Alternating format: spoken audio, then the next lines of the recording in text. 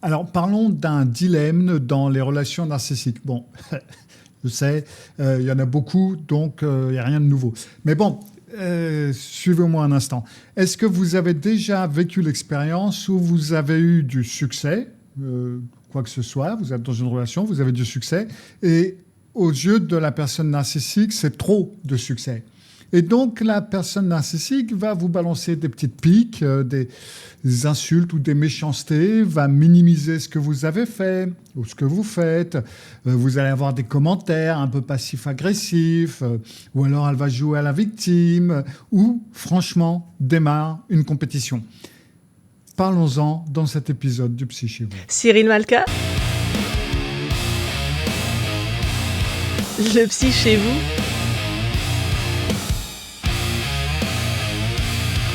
Cyril Malka, le Psy chez vous. Oui, alors vous pouvez avoir des réflexions du genre « Oui, bon, bah, tu sais, hein, c'était pas si difficile à faire, tu vois, hein, c'était facile, en gros, puisque tu l'as fait. » Ou alors « Oui, bon, tu sais, hein, tout le monde atteint cette phase, il suffit tout simplement de bosser suffisamment longtemps et puis de toute façon, ça vient tout seul. » En gros, vous avez rien foutu, quoi, ou ça vous a été donné par pitié.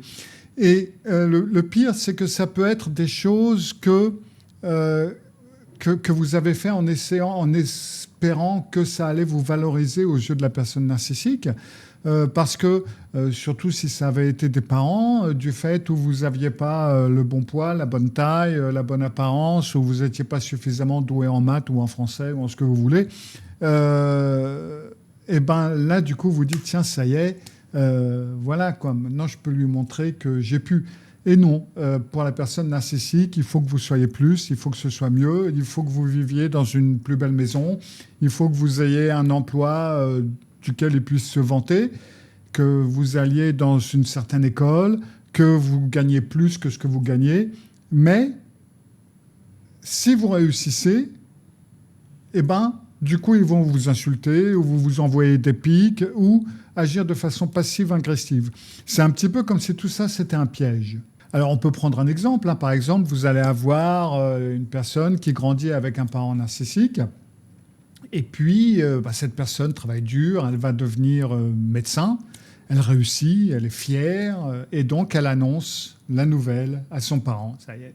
Et la première réaction du parent, ça va être un truc du genre « Ah bon, médecin généraliste ?» J'espère que tu vas te spécialiser, hein, parce que franchement, médecin généraliste, ça vaut pas le coup. Du coup, autant devenir garagiste. Ou alors un truc du genre, médecin généraliste, ouais. Tu sais, le fils de ma collègue, lui, il est chirurgien. Hein. Ça, c'est impressionnant. Donc, votre accomplissement va toujours être minimisé, il va toujours être insuffisant, ça va toujours être comparé à quelqu'un qui a fait mieux, qui est mieux. Que ce soit le fils du voisin ou que ce soit le cousin lointain qui habite dans un autre pays, à la limite, on s'en fout, mais il y aura quelqu'un. Voyez ? Autre exemple, vous allez avoir une personne qui décroche une promotion dans son entreprise et elle en parle à sa mère narcissique lors d'un déjeuner et vous avez la maman qui va sourire et puis qui va lui dire « voilà ma chérie, j'espère que maintenant avec toutes ces heures supplémentaires que tu vas devoir faire, je me demande comment tu vas pouvoir t'occuper de tes enfants. Mais bon, c'est ton choix. Hein ?» Ou éventuellement, et ça c'est surtout par rapport à la famille ou s'il y a d'autres personnes dans la pièce, ça va être un truc du genre, maintenant que tu es devenu directeur ou directrice ou que tu gagnes tout ça, je suppose que maintenant tu es trop bien pour nous et tu vas plus nous aider comme avant. Et ça peut être un peu compliqué parce que le fait est que vous avez l'impression, et c'est pas seulement une impression, qu'il faut vraiment que vous réussissiez à un niveau extraordinaire, irréaliste. Il faut vraiment que c'est la seule façon où la personne narcissique va vous remarquer, en quelque sorte, où vous n'allez pas être totalement nul. Et vous, c'est ce que vous désirez. Vous désirez qu'au moins, il vous remarque. Au moins, il ne vous rejette pas. Et c'est même quelque chose de relativement basique, quoi. Juste histoire de vous voir, vous exister, de reconnaître que, en fin de compte, vous n'êtes pas totalement nul. Et quand vous le faites, vous êtes tourné en dérision, vous êtes ridiculisé, vous êtes insulté, vous recevez des réflexions. Si vous ne le faites pas, vous confirmez que vous êtes nul. Et si vous le faites, de toute façon, ce ne sera pas assez bien. Et même si c'est suffisamment bien, vous allez vous en prendre plein la tête. Donc, c'est un petit peu comme si vous perdez à tous les coups. Enfin, c'est pas un petit peu comme si vous perdez à tous les coups. Et en fin de compte, ce que ça veut dire, c'est que dans une relation avec une personne narcissique, que ce soit un parent, que ce soit un partenaire ou ce que vous voulez, il n'y a pas de moyen d'être vu en tant que personne valable et intéressante. Vous êtes un réservoir, point à la ligne. Il n'y a pas de façon saine d'être vu dans ces relations, c'est impossible. Et le pire, c'est que quand vous essayez, la chose que vous voulez le plus, donc d'être vu ou d'être reconnu, ça va vous mettre en danger. Ouais, c'est vrai, vous allez être un bon approvisionnement pendant 1 minute. Oui, mon fils ou ma fille, mon partenaire a réussi. Mais une fois qu'ils vous ont mis sur le piédestal quelques secondes ou quelques minutes, il va vous en jarter extrêmement rapidement. Et vous vous êtes battu comme un fou ou comme une folle pour être remarqué et ça ne marchait pas. Le pire est que ça peut arriver, surtout si c'est quelque chose qui vous est arrivé depuis votre enfance, que vous décidez tout simplement de ne plus essayer. Puisque de toute façon, je suis nul. Votre estime de soi, elle est dans la cave.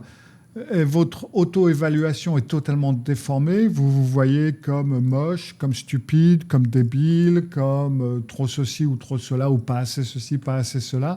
Tout est totalement déformé et du coup, vous n'essayez plus.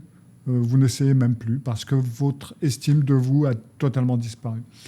Et puis, parce que d'un autre côté, vous sentez que si vous avez du succès, ça fera de vous une cible en plus, une source de critique. Et vous risquez même de perdre l'attachement d'un parent, aussi ténu soit-il, ou même en tant qu'adulte, celui d'un partenaire narcissique que vous risquez de perdre parce que vous savez bien qu'il risque ou qu'elle risque de se sentir menacée.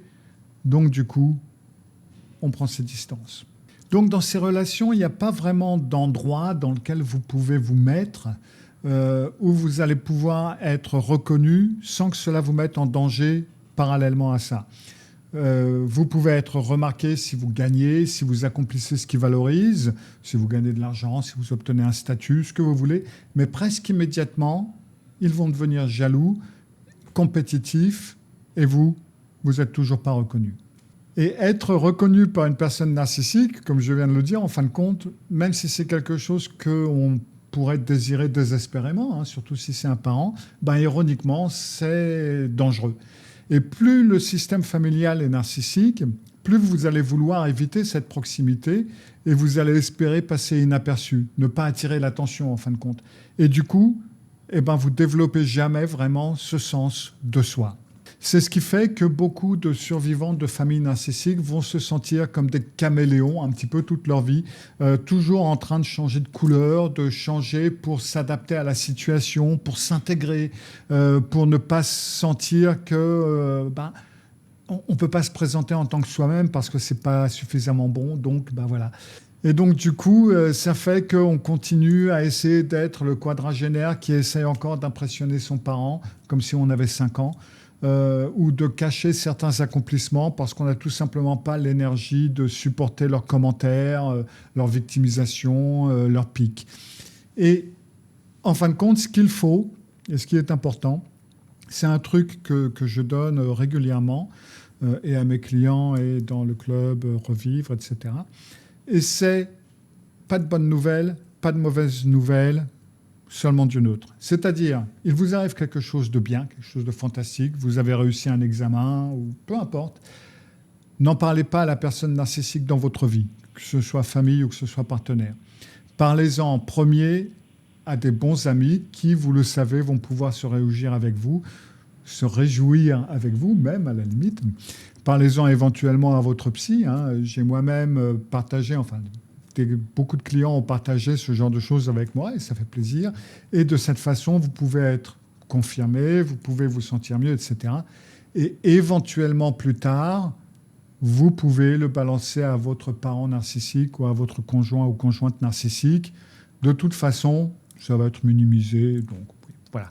Mais au moins, vous l'avez partagé en premier avec quelqu'un capable de vous renvoyer une confirmation, de vous soutenir, de se réjouir avec vous. Même principe avec, surtout d'ailleurs, ça j'en reparlerai plus tard éventuellement, si vous arrive une tuile, si vous arrive quelque chose de négatif. À moins que la personne narcissique soit elle-même touchée par ça, ne lui en parlez pas. Parlez-en, même principe, avec des amis ou des personnes avec qui vous pouvez partager ce genre de choses et qui pourront vous soutenir. Parlez-en avec votre psy qui pourra également vous soutenir. Et n'en parlez pas du tout à la personne narcissique parce que vous allez vous en prendre plein la tête. Encore une fois, à moins que la personne narcissique ait quelque chose à dire ou que cela la concerne. Donc, pas de bonnes nouvelles, pas de mauvaises nouvelles, seulement du neutre, match de foot, les fleurs, le printemps, enfin bref, on s'en fout. Mais des choses qui ne mènent pas à grand-chose. Pour aller un petit peu plus loin, il y a YouTube qui vous conseillerait de regarder cette vidéo. Cyril Malka. Cyril Malka, le psy chez vous. Cyril Malka. Cyril Malka, le psy chez vous.